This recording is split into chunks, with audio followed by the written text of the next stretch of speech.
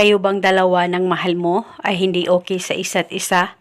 Simula nung nag-away kayong dalawa at ngayon hindi pa rin kayo nagpapansinan o hindi pa rin kayo nag-uusap na dalawa. At nararamdaman mo tuloy na wala ka ng halaga sa kanya at ikaw ay tuluyan ng kinalimutan niya. Ngayon may ituturo ako sa inyo na ritual upang ikaw ay mapapanaginipan buong magdamag ng mahal mo at isa itong paraan para magkaayos kayong dalawa. Basta dapat buo ang loob mo na gawin ito. At itong ritual ay gawin mo bago ka matulog. Una, ang gagawin mo lamang, kumuha ka ng papel at panulat, isulat sa papel ang kanyang tunay na pangalan at apelyido ng 3 beses. At sa likod ng papel, isulat mo, ikaw ay mananaginip sa akin gabi-gabi.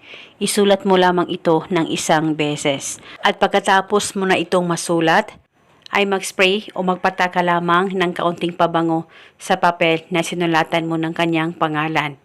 At pagkatapos ay ilagay itong papel sa loob ng punda ng unan mo at uunanan mo ito gabi-gabi sa tuwing ikaw ay matutulog.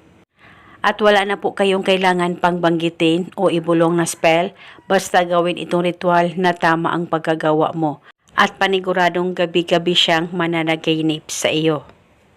At kinabukasan, kung hindi ito safe sa unan mo, kung aalis ka, kunin ang papel at dalhin kahit saan ka man magpunta at ibalik lamang ito sa tuwing ikaw ay matutulog.